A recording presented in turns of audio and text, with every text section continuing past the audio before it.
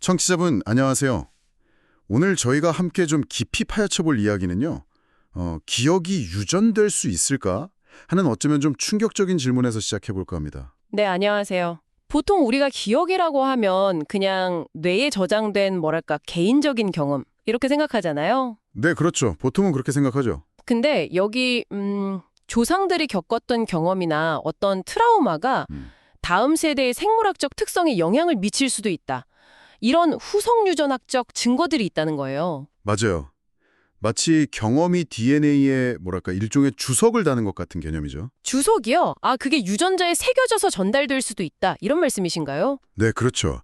근데 여기서 중요한 건 DNA 서열 자체가 바뀌는 건 아니에요. 아, 서열이 바뀌는 게 아니고요. 네.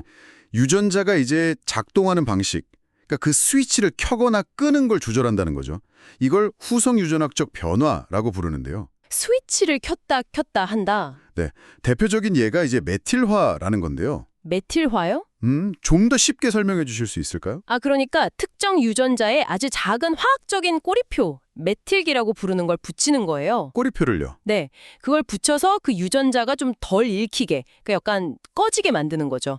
비유하자면 뭐 책에 책갈피를 꼬라두거나 특정 페이지를 좀 흐리게 만드는 것과 비슷하다고 할까요? 아하, 유전자의 밝기를 조절하는 약간 디머 스위치 같은 느낌이네요. 네, 맞아요. 아주 좋은 비유입니다. 근데 이게 실제 기억이나 경험이랑은 어떻게 연결이 되는 건가요? 혹시 동물 실험 같은 좀 구체적인 사례가 있을까요? 있습니다. 아주 유명한 실험인데요. 2013년에 에모리 대학에서 한 쥐 실험이 있어요. 네, 들어본 것 같기도 하고요. 쥐에게 이제 체리 향기를 맡게 하면서 동시에 전기 충격을 준 거예요. 아이고, 그럼 당연히 쥐는 그 체리 향기에 대해서 공포를 느끼게 되겠죠. 그렇죠. 당연히 싫어하겠죠. 근데 정말 놀라운 건 이 쥐의 새끼 그리고 심지어 그 손자쥐까지도요. 네, 손자까지요? 네. 전기 충격은 전혀 경험한 적이 없는데 그냥 체리 향기만 맡으면 똑같이 공포 반응을 보였다는 겁니다. 와, 경험하지도 않은 냄새에 대한 공포를 그냥 물려받았다는 거네요. 진짜 약간 SF 영화 같은데요? 그렇죠. 저도 처음에 믿기 어려웠어요. 그게 도대체 어떻게 가능한 거죠? 그래서 이제 연구진들이 그 이유를 막 파헤쳐 봤더니 이 자손주의들의 뇌에서요.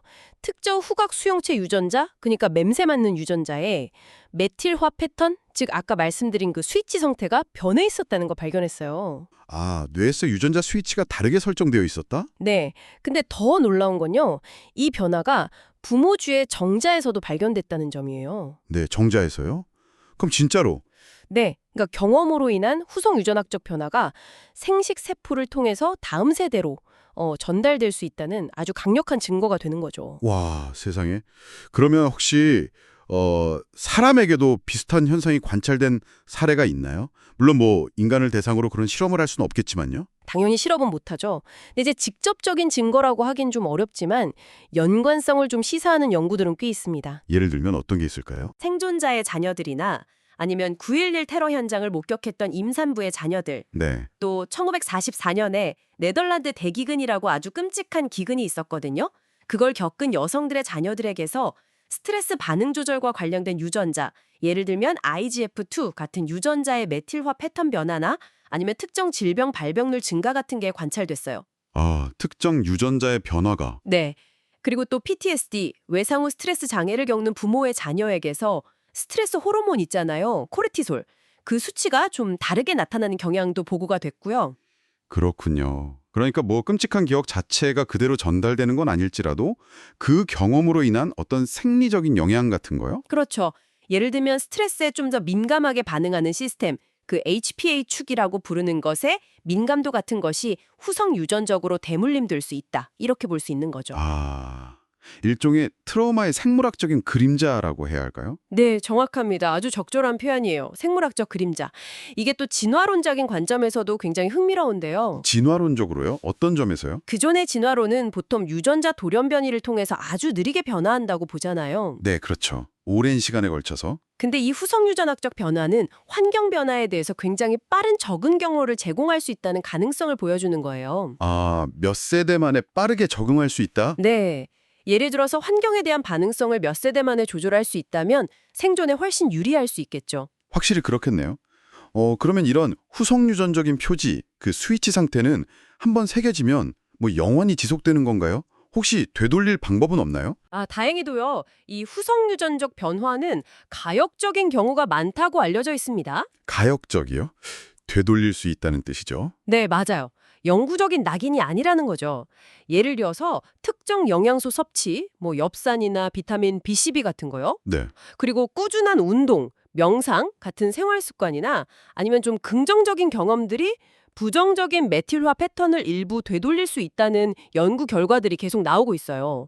생활 습관 개선으로도 변화가 가능하다. 네. 그리고 더 나아가서 암이나 정신질환 치료를 위한 후성 유전학적 약물, 소위 에피드럭스라고 부르는 것들의 개발도 아주 활발히 진행 중이고요. 그렇군요.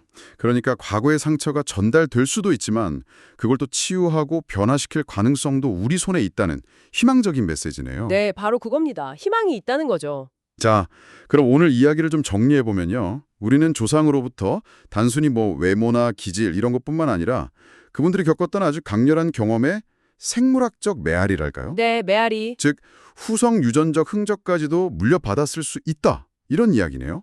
이게 우리가 누구인지 또 과거와 어떻게 연결되어 있는지를 다시 생각하게 만드는 지점인 것 같습니다. 네, 핵심은 이거예요. 기억이나 경험이라는 게 단지 뇌에만 머무는 그런 추상적인 것이 아닐 수도 있다는 거죠. 네, 어떤 굉장히 강렬한 사건들은 유전자의 작동 방식에 영향을 주고 그게 다음 세대의 어떤 생리적인 반응이나 어쩌면 본능의 형태로까지 이어질 수 있다는 그런 가능성입니다. 아까 그 자료에 나온 문구가 참 인상적이었는데요. 어떤 몽따면 청취자분은 조상으로부터 어떤 눈에 보이지 않는 유산을 물려받았을까요? 흥미로운 질문이네요.